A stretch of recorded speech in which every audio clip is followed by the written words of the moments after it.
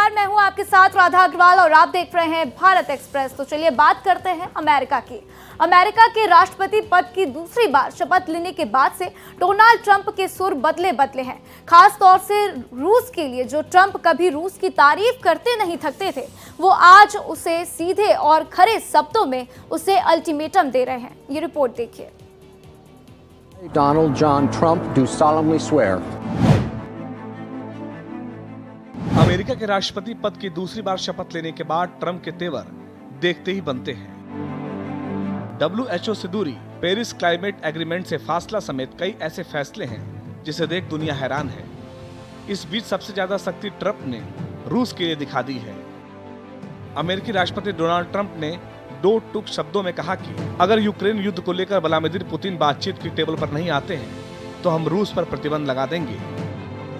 Donald Trump ने यह भी कहा कि रूसी राष्ट्रपति व्लादिमीर पुतिन से किसी भी समय मिलने के लिए तैयार हूं। अगर मैं पहले अमेरिकी राष्ट्रपति होता तो यूक्रेन युद्ध नहीं होता।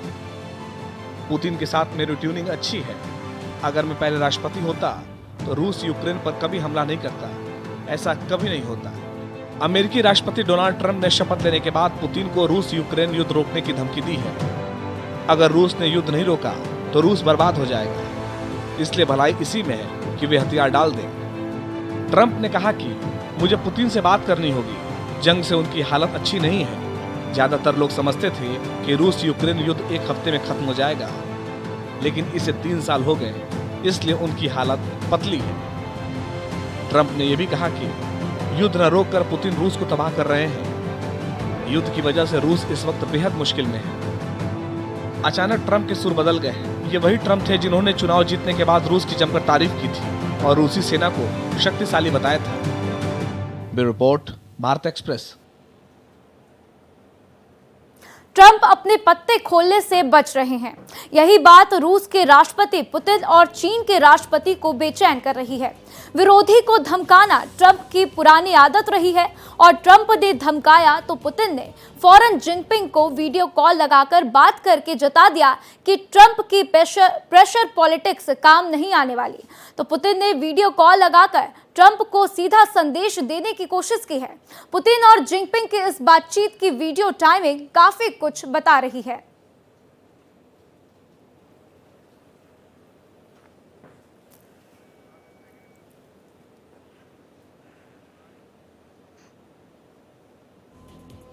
तो अमेरिकी राष्ट्रपति डोनाल्ड ट्रंप ने 2 टूक शब्दों में कह दिया है कि अगर यूक्रेन युद्ध को लेकर व्लादिमीर पुतिन बातचीत की टेबल पर नहीं आते हैं तो हम रूस पर प्रतिबंध लगा देंगे।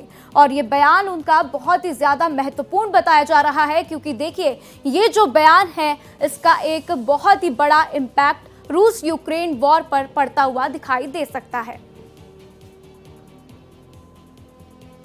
और इसी के साथ देखिए डोनाल्ड ट्रंप ने यह भी कह दिया है कि रूसी राष्ट्रपति व्लादिमीर पुतिन से किसी भी समय मिलने के लिए मैं तैयार हूं। अगर मैं पहले अमेरिकी राष्ट्रपति होता तो यूक्रेन युद्ध नहीं होता। पुतिन के साथ मेरी ट्यूनिंग अच्छी है और मैं उनसे मिलकर बातचीत करना चाहता हूं। तो ये बयान बहुत ही महत्वपूर्ण है।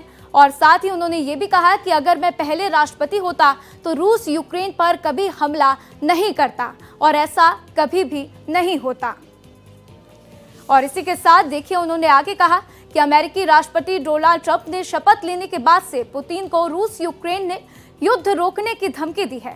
तो अगर रूस ने युद्ध नहीं रोका तो रूस बर्बाद हो जाएगा और इसीलिए भलाई इसी में है कि वो हथियार अपने डाल दे। तो ये एक बयान जो है बहुत ही महत्वपूर्ण हो जाते हैं। आगे ट्रंप ने कहा है कि मुझे पुतिन से बात करनी होगी। जंग से उनकी हालत अच्छी नहीं है और ज्यादातर लोग समझते थे कि रूस यूक्रेन युद्ध एक हफ्ते में खत्म हो जाएगा, लेकिन इसे 3 साल हो गए हैं और इसीलिए उनकी हालत पतली है।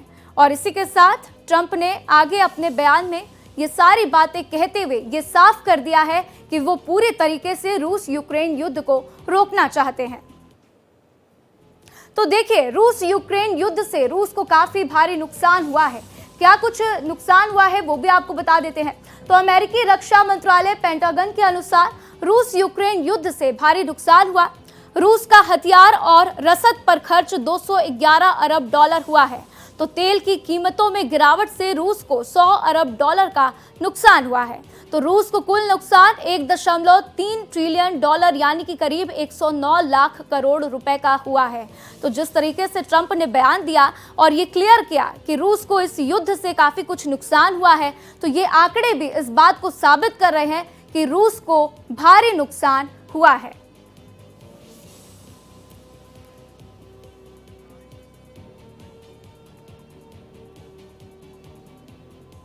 और देखिए जिस तरीके से डोनाल्ड ट्रंप वापस से एक बार फिर से राष्ट्रपति बने हैं और जिसके बाद से उन्होंने जिस तरीके से फैसले लिए, आज इसी पूरी चर्चा करेंगे। इसी मुद्दे पर हमारे साथ K M Sharma, editor national affairs के मेरे साथ जुड़ चुके हैं, उनका सीधे रुख करते हैं। केएम शर्मा जी, जिस तरीके से डोनाल्ड ट्रंप आज एक बड़ा बयान देते हुए नजर आए, जिस तरीके से उन्होंने रूस के ऊपर सीधा सीधा कह दिया है कि अगर आप बातचीत के लिए तैयार नहीं होते हैं तो हम आपके ऊपर प्रतिबंध लगा देंगे, आपको बैन कर देंगे। ये बहुत बड़ा बयान है, इसका क्या इम्पैक्ट हो सकता है कि हम जी आप इसको किस तरीके से देखते हैं, विस्तार से समझाइएगा। ये एक स्ट्रेटजिक बयान है, क्योंकि जब अमेरिका में जब राष्ट्रपति का चुनाव चल रहा था तो मैं उन दिनों वहाँ पे था और लोगों से जब मैं मिल रहा था तो वहाँ की जनता ये कह रही थी कि अगर डोनाल्ड के सहयोगी लोग चुनाव जीत के आते हैं तो वहाँ पे रूस और अमेरिका का युद्ध कभी ख़त्म नहीं होगा, क्योंकि अमेरिका का बिजनेस इंटरेस्ट जो है वो हमेशा युद्ध में होता है, चाहे वो भारत पाकिस्तान हो या चीन के साथ किसी और का हो, या वो अमेरिका जो है एक तरीके से व्यापारी कंट्री है और अमेरिका ये चाहता है कि अगल बगल के देश में किसी तरीके से युद्ध हो ताकि उनके न्यूक्लियर वेपन्स या और जो तमाम एंसिलरी जो इक्विपमेंट्स है वो बेचे जाए। तो जब मैं जगह जगह वहाँ पे करीब 3-4 स्टेट में मैं वहाँ पे जब घूमा तो यही मुद्दा था कि अगर हम ट्रंप को लाएंगे तो युद्ध रुक जाएगा, और अगर वहाँ पे हम कोशिश करते हैं कि अगर यही सरकार रिपीट होती है तो युद्ध नहीं रुकेगा। तो ट्रंप ने आते के साथ अपना ये क्लियर कर दिया कि पुतिन को युद्ध रोक देना चाहिए। अब इसमें सवाल ये होता है कि ये कह देने से नहीं होगा, क्योंकि पुतिन के साथ चीन पूरी तरीके से वहाँ पे जुड़ा हुआ है और यूक्रेन जो है वो किसी तरीके से जिस तरीके से परेशान कर रहा है रूस को, तो निश्चित तौर पे उनको जो बाइडेन सरकार का समर्थन था अब वो समर्थन विड्रॉ हो जाएगा। तो अगर यूक्रेन का समर्थन विड्रॉ अमेरिका कर लेता है तो जाहिर सी बात है कि युद्ध समाप्त होगा, लेकिन युद्ध समाप्त में ये है कि कौन जीता और कौन हारा। तो इसमें बेहतर यही होगा कि जो पुतिन को इन्होंने न्योता दिया है कि हम आपके साथ बात करने को तैयार हैं, तो इसका मतलब यह है कि मैं मेडिएशन करने को तैयार हूं, आप दोनों लोग एक मंच पर बैठें और युद्ध को ख़त्म करेंगे। लेकिन सवाल ये उठता है कि क्या चीन चाहेगा कि यूक्रेन और रूस का युद्ध खत्म हो, क्योंकि अगर हम शक्ति की बात करें तो पूरे विश्व में 4 शक्तियाँ हैं, उसमें अमेरिका सबसे ऊपर है, चीन उसके बराबर है, रूस और भारत, उसमें रूस हमसे ऊपर है और भारत जो है चौथा भाई है। उसमें भारत एक विकसित देश तो नहीं है लेकिन विकासशील में सबसे अग्रणी है और कुछ साल में ये विकसित भी हो जाएगा। तो ऐसे में भारत की भूमिका भी काफ़ी इम्पोर्टेंट है, और अगर भारत और अमेरिका चाह जाए तो जाहिर सी बात है कि यूक्रेन और रूस का जो युद्ध है वो समाप्त हो जाएगा। बिल्कुल, तो रूस यूक्रेन युद्ध समाप्त हो यही चाहते हैं कहीं ना कहीं, लेकिन डोनाल्ड ट्रंप की जो स्ट्रैटेजी रही जिस तरीके से आपने बताया, लेकिन साथ ही साथ हम ये भी देख रहे हैं जब ये बयान सामने आया है तो पुतिन ने सीधा फोन लगाया चाइना के राष्ट्रपति को। तो जब उन्होंने उनको फोन लगाया है तो ये जो पूरी ये जो टाइमिंग है, ये जो कड़ी है, ये क्या दर्शाती है केएम जी? देखिए, अगर अमेरिका परोक्ष या अपरोक्ष रूप से अमेरिका जो है यूक्रेन के साथ है, अब कल तक आज की स्थिति क्या है उसको समझने में थोड़ा समय लगेगा, लेकिन अब से पहले जो बाइडेन की सरकार थी या कमला हैरिस थी, उनकी कोशिश ये थी कि यूक्रेन को मदद की जाए, उनको जितने भी वेपन्स हैं उनको सप्लाई किया जाए, उनसे पैसे लिए जाए, अपनी इकोनॉमी को चलाया जाए। क्योंकि एक चीज़ मान लेना चाहिए कि अमेरिका की इकोनॉमी जो है बहुत बुरे हाल में है, वहाँ पे महंगाई बहुत ज़्यादा है, बेरोज़गारी सिर्फ अब भारत में नहीं है, अमेरिका में बेरोज़गारी है। मैं काफ़ी जगहों पे घूम के आया तो लोग वहाँ पे बेरोज़गारी की बात कर रहे हैं। अगर हम अपने देश में रोहिंग्या की बात कर रहे हैं तो उनके यहाँ भी इलीगल इमिग्रेंट्स हैं। आखिर देखा कि आपने साउथ में कैसे मैक्सिको के बॉर्डर को उन्होंने सील कर दिया। तो तमाम समस्या है जिससे जनता को एक तरीके से ईज आउट करना पड़ेगा। तो ईज आउट करने के लिए जो आपने चुनाव में वादा किया था, चुनाव में वादा क्या था कि हम इलीगल इमिग्रेशन को रोकेंगे। इलीगल इमिग्रेशन के साथ साथ आपने ये भी एक तरीके से नोशन था कि रूस और यूक्रेन का युद्ध खत्म कराएंगे। जो आपका सवाल है कि पुतिन ने इमीडिएटली बात की, चीन के राष्ट्रपति से जिनपिंग से बात की, जाहिर सी बात है कि अगर किसी भी तरीके से अमेरिका उन पर दबाव बनाता है तो उस दबाव को झेलने की स्थिति में या दबाव को नलीफाई करने की स्थिति में चीन ही मदद कर सकता है, क्योंकि भारत कि तटस्थ भूमिका है। भारत अमेरिका के साथ बड़े अच्छे संबंध हैं। चीन से हमारे संबंध बहुत अच्छे नहीं है, हालांकि चीन हमसे संबंध सुधारना चाह रहा है। तो ऐसे में अगर हम देखें कि अगर ध्रुवीकरण की बात करें तो रूस और अमेरिका में बनती नहीं है चीज़ें, चीन और भारत में चीज़ें नहीं बनती हैं, अमेरिका और भारत के संबंध अच्छे हैं। तो मुझे लगता है कि इस युद्ध का जो समापन है वो जब कभी भी होगा वो बातचीत के हल से होगा। और जो सबसे बड़ी बात आपको बता दूं कि जैसे क्वाड में उनके विदेश मंत्रियों की बैठक हुई, क्वाड में चीन मेंबर नहीं है, उसमें भारत, अमेरिका, जापान और ऑस्ट्रेलिया, फ्रांस और ऑस्ट्रेलिया ये है।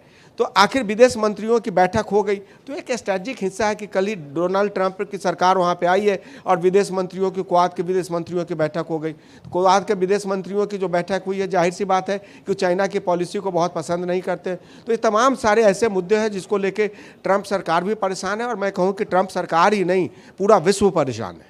बिल्कुल, पूरा विश्व तो परेशान है ही, लेकिन जिस तरीके से आपने भारत की बात की, तो भारत की अगर बात कर ले तो हमने देखा है कि प्रधानमंत्री मोदी ने जब व्लादिमीर पुतिन से मुलाकात की थी तो उनका एक स्टेटमेंट आया था। उन्होंने कहा था कि भारत का जो पक्ष है वो न्यूट्रल नहीं है, भारत सिर्फ और सिर्फ क्या चाहता है, तो भारत शांति चाहता है। तो ये जो बयान भारत की तरफ से देखा गया है उसका एक इम्पैक्ट क्या अब एक बार फिर से दिखाई दे सकता है? क्योंकि देखिए जिस तरीके से आपने बताया कि भारत और जो अमेरिका है वो एक तरफ कहीं ना कहीं दिखता है, भारत के संबंध चीन से अच्छे नहीं हैं, लेकिन कहीं ना कहीं हमने पिछले दौर में ये भी देखा है, आने वाले कुछ महीनों में हमने देखा, जो पिछले के कुछ महीने बीते उसमें भी हमने देखा है कि प्रधानमंत्री मोदी की जो जिनपिंग से मुलाकात हुई उसमें जो है गलवान के मुद्दे उठे, उसके ऊपर बातचीत करने की कोशिश की गई, उसको सुलझाने की कोशिश की गई। तो अब क्या लगता है, क्या इम्पैक्ट पड़ सकता है भारत के ऊपर? भारत के ऊपर इम्पैक्ट ये पड़ेगा कि अभी हमारी विदेश मंत्रालय में बात हो रही थी अभी 2-4 दिन पहले, और हमारी बात अश्विनी वैष्णव से भी हुई। तो उन्होंने कहा कि हमारे व्यापार और सुदृढ़ होंगे, इलेक्ट्रॉनिक गुड्स का उत्पादन जो है वो डबल हो जाएगा, इंपोर्ट हमारा यहाँ से एक्सपोर्ट जो है वो डबल हो जाएगा। और जहाँ तक बात रही तो अमेरिका हमारा अब दोस्त बना है, पिछले कुछ मोदी के आने के बाद से हमारी दोस्ती ज़्यादा अच्छी हो गई है, लेकिन रूस हमारा हमेशा से सहयोगी रहा है। और एक ह्यूमन रिलेशन के बारे में या कंट्री के रिलेशन के बारे में एक बात कही जाती है कि human and country relation depends person to person. तो इसका मतलब ये नहीं है कि अमेरिका के रिश्ते अगर चीन से ख़राब है तो वो भारत से भी ख़राब हो सकते हैं, या भारत के रिश्ते अगर रूस से अच्छे हैं तो उसका अमेरिका से ख़राब हो सकता है। ये इंडिविजुअल टू इंडिविजुअल डिपेंड करता है। और रूस हमारा बहुत सहयोगी राष्ट्र रहा है। तब जब हमारा भारत चीन युद्ध हुआ था तो मैंने पढ़ा है किताबों में कि हमारे प्रधानमंत्री, तत्कालीन प्रधानमंत्री जवाहरलाल नेहरू ने कहा था कि कोई देश हमारा सहयोग करे, तो उस समय इस तरीके का रेफरेंस आता है कि रूस ने कहा था कि हम आपके पास खाने की सामग्री भेज रहे हैं, और एक रूस था जिसने हमारी मदद की थी। तो उस समय अमेरिका हमारी मदद नहीं कर रहा था। तो ऐसे में रूस और भारत के संबंध बहुत पुराने हैं, रूस और अमेरिका के संबंध अच्छे नहीं हैं। तो ऐसे में अच्छे का मतलब ये नहीं है कि कोई युद्ध की स्थिति है, जो डिप्लोमेटिक टाइज है, बिजनेस टाइज है, वो बहुत अच्छे नहीं है। अमेरिका चाहेगा कि मध्यस्थता करके अमेरिका, भारत और रूस जो है एक मंच पे आए, क्योंकि अगर चीन को कॉर्नर करना है तो रूस को, अमेरिका को और भारत को एक मंच पे आना पड़ेगा। बिल्कुल, और चीन को साइडलाइन करने के लिए ये बहुत ही ज़्यादा जरूरी है कि किस तरीके से रूस और भारत के साथ अच्छे संबंध अमेरिका बनाए रखे, किस तरीके से अमेरिका चीन को साइडलाइन करने की कोशिश करेगा। और ये जो साइडलाइन करने की कोशिश है, इस पर एक फैसला अमेरिका की तरफ से आया। जैसे ही डोनाल्ड ट्रंप ने शपथ ग्रहण किया, उन्होंने पैनामा कनाल को लेकर बड़ा फैसला दे दिया और कह दिया कि ये जो है हम अपने पास ही रखेंगे, और इसको लेके बड़ी मजबूती से उन्होंने दावा किया है, जिसके बाद से चीन कहीं ना कहीं बौखला गया है। तो इसका क्या कुछ असर होगा और किस तरीके से चीन को साइडलाइन करने में ये एक अहम भूमिका निभाएगा, इसको भी विस्तार से समझाइएगा। दरअसल चीन अपनी आदत से मजबूर है। चीन के 13 पड़ोसी राष्ट्र ऐसे हैं जिसका उसने ज़मीन कब्जा किया हुआ है, जिन्होंने उसके क्षेत्र में जाके अतिक्रमण किया हुआ है। अगर हम पनामा कैनाल की बात करें तो उन्होंने, ट्रंप ने कहा कि इसको हम खाली कराएंगे। तो अगर हम साउथ एशियन सी की बात करें या जो सी बिजनेस की बात करें, तो एक तरीके से जो समुद्री व्यापार है उस पर अघोषित तौर पे चीन का कब्जा है। और जो हमारे वैज्ञानिक हैं या जो हमारे बिजनेस के एक्सपर्ट हैं वो कहते हैं कि कोई भी विश्व तरक्की तभी कर पाएगा जब आपका समुद्र के व्यापार पे कब्जा होगा। तो समुद्र के व्यापार पे कब्जा एक तरीके से, या जो दिखता भी है कि चीन ने उस पर एक तरीके से इलीगल तरीके से कब्जा किया हुआ है, और उसको लेकर भारत भी परेशान है, साउथ एशियन कंट्री परेशान है, सभी लोग परेशान है कि इसको किसी तरीके से कब्जे से हटाया जाए और इस पर एक पॉलिसी, नीति बनाई जाए। तो वो नीति बनाने की बात है। और अमेरिका और चीन मैं बेसिकली सुपरमेसी और बिजनेस की लड़ाई है, कोई ऐसा नहीं है कि उनके व्यक्तिगत कोई झगड़े हैं। सुपरमेसी और बिजनेस की लड़ाई है कि बिजनेस का कंट्रोल कौन करेगा, और सबके टारगेट में भारत है, क्योंकि भारत का जो मार्केट है बहुत ग्रोइंग मार्केट है। यहाँ पे एक तरीके से प्रोड्यूसर सोसाइटी है और अब धीरे धीरे कंज्यूमर सोसाइटी भी हमारी होती जा रही है। तो कंज्यूमर जहाँ पे ज़्यादा रहेंगे वहीं पे आपकी खरीदारी होगी, वहीं पे बिकवाली होगी। तो इसमें दिक्कत ये है कि चीन से हमारे बहुत अच्छे संबंध हैं नहीं, चीन की बिकवाली भारत में काफ़ी कम हो गई है। अमेरिका चाहता है कि भारत और उनके रिश्ते अच्छे हों ताकि लोग यहाँ से आएँ, वहाँ के लोग यहाँ पे आएँ, डॉलर का एक्सचेंज हो, हमारे सामान एक्सपोर्ट हो सके, उनके सामान जो यहाँ पे इलेक्ट्रॉनिक गुड्स हैं या हमारे पास पेट्रोलियम के सामान है वो हमारे पास आ सके, मेडिसिन है, केमिकल्स इंडस्ट्री के बहुत सारे जो फार्मास्यूटिकल इंडस्ट्री के सामान है वो हम वहाँ से मंगवाते हैं और हम भी भेजते हैं। रूस हमारा एक तरीके से नेचुरल एलाइज रहा है। तो ये बहुत अजीब सी स्थिति है कि अगर भारत जाए तो कहाँ जाए। भारत के साथ स्थिति यह है कि वो उसकी रूस से भी अच्छी संबंध है, अमेरिका से भी अच्छे संबंध है, चीन जो है उनके साथ थोड़ा सा आरा तिरछा चलने की कोशिश कर रहा है। तो ऐसे में भारत भी चाहेगा कि रूस और अमेरिका के बीच एक सहमति बने। अगर युद्ध खत्म हो जाता है तो रूस, अमेरिका और भारत, अगर ये ट्रायंगल बन जाता है तो जो चौथा कॉर्नर है, जो चौथा कोण है, वो अपने आप में नल एंड वॉइड हो जाएगा। बिल्कुल, तो चौथा कोण यानी कि चीन की बात हो रही है, चीन जो है नल एंड वॉइड हो जाएगा और कहीं ना कहीं साइडलाइन हो जाएगा। लेकिन वापस से हम बातचीत करने के लिए आ जाते हैं रूस यूक्रेन युद्ध पे, जो कि बहुत ही महत्वपूर्ण है, बहुत ही इंपॉर्टेंट है। जिस तरीके से राष्ट्रपति बयान दे रहे हैं डोनाल्ड ट्रंप, जिस तरीके से वो बार बार उसके ऊपर जोर दे रहे हैं, चाहे वो राष्ट्रपति बनने से पहले का दौर हो या फिर राष्ट्रपति बनने के बाद का दौर हो, ये चीज़ तो साफ हो रही है केएमजी कि वो कहीं ना कहीं चाहते हैं कि युद्ध रुके, और युद्ध रुकेगा तो इसमें यूक्रेन कहां जाएगा, यूक्रेन का क्या स्टैंड होगा, क्योंकि देखिए जो हथियारों की सप्लाई है वो यूक्रेन को रोक दी जाएगी। और साफ तौर से डोनाल्ड ट्रंप ने कह दिया है कि हम दूसरे देशों को जंग में बिल्कुल भी ना तो अपने सैन्य वहां पर अधिकारी देंगे, ना तो हम अपने सेना भेजना चाहते हैं, ना ही हम उनको हथियार देना चाहते हैं। तो इससे यूक्रेन का क्या अस्तित्व बचेगा, क्योंकि हमने देखा है जिस तरीके से खबरें सामने आती हैं उसमें ये चीजें तो साफ हैं कि कई इलाके यूक्रेन के जो हैं रूस के कब्जे में चले गए हैं। जो आज के वर्तमान जो भौगोलिक स्थिति है, जो राजनीतिक वैश्विक राजनीतिक स्थिति है, उसमें कोई भी देश किसी दूसरे देश पर कब्जा नहीं कर सकता है। जब युद्ध का समापन होगा या जिस तरीके से समझौता होगा, तो जो भी चीज़ें आपने कब्जा किया है वो रूस को उनको वापस करना पड़ेगा। और बात आपने सवाल किया कि जेलेंस्की क्या करेंगे। अगर जेलेंस्की को पैसे की सप्लाई और हथियार की सप्लाई बंद कर दे अमेरिका, तो कल ही कब्जा कर लेगा उनके ऊपर, पूरे राष्ट्र पे कब्जा कर लेगा रूस। लेकिन सवाल यह है कि अमेरिका अगर उनको सप्लाई करना बंद करता है तो साथ साथ वो ये भी प्रेशर बनाएगा कि रूस जो है वो भी सावधान हो जाए कि एक अपनी हत्या पे वार नहीं कर सकते। और उसके बाद अगर ऐसी कोई स्थिति आएगी तो हमारे पास नाटो है, यूनेस्को है, तमाम सारी ऐसी एजेंसीज है जो उसमें दखल देगी। तो मेरा मानना ये है, जो मेरे अपनी जितनी समझ है, कि रूस और यूक्रेन युद्ध जो है उसका अब एक सुखद अंत होने वाला है। युद्ध हमेशा दुखद ही होता है। और जो हमारे प्रधानमंत्री कहते हैं कि हमारे देश में या पूरे विश्व में युद्ध के लिए कोई स्थान नहीं है, बुद्ध की बात कीजिए। तो जब बुद्ध की बात करेंगे तो युद्ध को खत्म करना पड़ेगा। बिल्कुल, युद्ध को खत्म करना पड़ेगा और कहीं ना कहीं भारत का यही स्टैंड है। और पूरी दुनिया की बात की जाए तो अधिकतर देश भी यही चाहते हैं कि युद्ध कहीं ना कहीं समाप्त हो जाए। लेकिन जिस तरीके से ट्रंप फैसले ले रहे हैं, हमने देखा कि कई फैसले उन्होंने लिए। अब रूस यूक्रेन वॉर को लेकर जो फैसले उनके ठीक है, लेकिन जो अन्य फैसले हैं, बार बार वो इलीगल माइग्रेंट्स की बात कर रहे हैं, तो भारत के ऊपर भी इसका एक बड़ा असर देखने को मिल सकता है। केएमजी, इसको आप किस तरीके से देख रहे हैं? क्या भारत के लिए एक चुनौती हो जाएगी आने वाले समय में? आप दूसरे के घर में मेहमान बन के कितने दिन रह सकते हैं? महीना, 2 महीना, 4 महीना। आप जाके कब्जा तो नहीं कर सकते ना। तो अगर हमारे भारत के मूल के लोग गए हैं और उनका वीज़ा एक्सपायर कर गया, उनके पासपोर्ट एक्सपायर कर गए, तो उनको माफ़ी मांग के वहाँ से भारत लौट जाना चाहिए। मैं स्पष्ट तौर पे बता देता हूँ कि भारत के विदेश मंत्रालय का भी यही स्टैंड है कि इस मामले में भारत जो है वो कोई मदद नहीं करेगा। कानून का पालन, अगर हम उम्मीद करते हैं कि हमारे यहाँ से रोहिंग्या भाग जाए, हमारे यहाँ से बांग्लादेशी भाग जाए, तो अमेरिका में इंडियन क्यों रहे, जिसको कानूनी अधिकार है। जो चिंता इस बात की है, जिस पे चर्चा होनी जरूरी है, कि अमेरिका ने ये कहा है कि अब बर्थ राइट के साथ हम वहाँ पे सिटीजनशिप नहीं देंगे। तो इसका मतलब ये है कि मैं अगर वहाँ पे चला जाता हूँ, मैं वहाँ पे शादी कर लेता हूँ, मेरे बच्चे वहाँ पे पैदा होंगे, तो उनको अगर वहाँ की नागरिकता मिलेगी तो उस पर कर्व करने की बात है। अगर उसको कर्व नहीं करेंगे तो भारत के लोग तो जाके वहाँ पे, मुझे लगता है कि आज से 50 साल बाद वहाँ पे आधी आबादी इंडिया की हो जाएगी। या दूसरे लोगों की हो जाएगी। तो ये इंपॉर्टेंट बात है। और जो इलीगल इमिग्रेंट हैं, जो अप्रवासी भारतीय, जो अवैध अप्रवासी भारतीय हैं, उनको भारत लौटना चाहिए और उसमें उनकी सरकार कोई मदद नहीं कर पाएगी। जी बिल्कुल।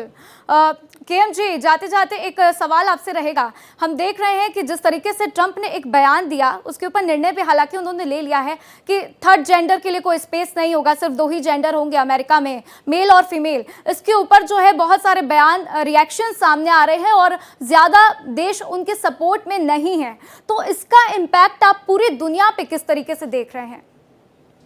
ये बात थोड़ी सी अटपटी है, इसको थोड़ा समझना होगा कि अगर थर्ड जेंडर है तो थर्ड जेंडर मेल, फीमेल और थर्ड जेंडर ट्रांसजेंडर हैं। तो ट्रांसजेंडर को लेके एक रूल तो बनाना पड़ेगा आपको, क्योंकि आप ऐसे नहीं कह सकते कि ट्रांसजेंडर नहीं है। ट्रांसजेंडर के लिए अगर अमेरिका ने फैसला किया है तो उनके पास कुछ इनपुट रहा होगा, फैसला किया है, लेकिन उस फैसले में उनको सुधार करना पड़ेगा, क्योंकि वहाँ पे जो थर्ड जेंडर के लोग हैं वो आखिर कहाँ जाएंगे। और अगर आप मेल और फीमेल के कैटेगरी में वो लोग नहीं आते हैं तो उनको सोशल सिक्योरिटी नहीं मिलेगी, कोई सुविधा नहीं मिलेगी, उनके बच्चे कहाँ पर, बच्चे की तो बात ही नहीं हो, कहाँ पे पढ़ेंगे या ज़िंदगी कैसे जिएंगे। तो मुझे लगता है कि इस पर थोड़ा सा इंतजार करना चाहिए, सरकार उस पर कोई ना कोई फैसला फिर बदलेगी। बिल्कुल, तो सरकार का इंतजार करते हैं कि क्या कुछ फैसला उनकी तरफ से लिया जाता है। लेकिन साथ ही साथ ये जो मेन पूरा आज की चर्चा रही है, पूरा जो मेन मुद्दा है वो है रूस यूक्रेन वॉर।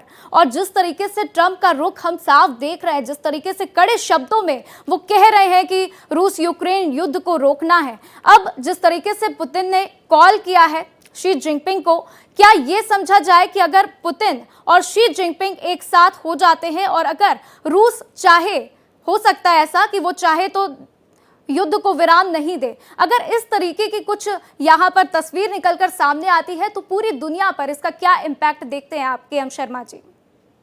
मुझे ऐसा नहीं लगता कि अमेरिका अगर चाह जाएगा और भारत चाह जाएगा तो रूस और जेलेंस्की का युद्ध खत्म नहीं होगा, क्योंकि चीन की भी मजबूरी है कि अगर 4 पार्टनर हैं, 4 पार्टनर में से 3 पार्टनर ने कह दिया कि युद्ध बंद कीजिए, तो युद्ध बंद करना पड़ेगा। क्योंकि ये युद्ध जो चल रहा था, जेलेंस्की का जो युद्ध वहाँ से चल रहा था, वो अमेरिका के सपोर्ट से ही चल रहा था। और अमेरिका के राष्ट्रपति ने कह दिया कि अभी युद्ध बंद हो, हम आपको पैसा नहीं देंगे, हम आपको सहायता नहीं देंगे, हम आपको हथियार नहीं देंगे, तो युद्ध कैसे चलेगा। लेकिन इसका मतलब ये नहीं है कि जेलेंस्की को मार के आप नेस्तनाबूद कर देंगे। इसका मतलब ये भी है कि वहाँ पे व्लादिमीर पुतिन को भी समझना पड़ेगा कि अगर देश की 3 विश्व शक्ति या 2 विश्व शक्तियाँ ये कह रही हैं कि आप बंद कीजिए युद्ध, तो उन पे उनको विचार करना पड़ेगा। बिल्कुल, उस पर उनको विचार करना होगा और यही देखना होगा कि क्या जिस तरीके से ट्रंप बार बार बयान दे रहे हैं, जिस तरीके से भारत भी चाहता है कि ये युद्ध पर विराम लग जाए, क्या वो विराम लगता है या फिर नहीं। मेरे साथ जानकारी साझा करने के लिए आपका शुक्रिया केएम जी। तो देखिए, ट्रंप ने खरी खोटी सी एकदम खड़े खड़े शब्दों में बयान दे दिया है और कह दिया है कि किसी भी तरीके से पुतिन से बात करने के लिए वो तैयार हैं और वो चाहते हैं कि रूस यूक्रेन युद्ध पर विराम लग जाए। लेकिन अब ये देखना होगा कि क्या पुतिन उनसे बातचीत करने के लिए तैयार होते हैं और अगर तैयार होते हैं तो कब होते हैं।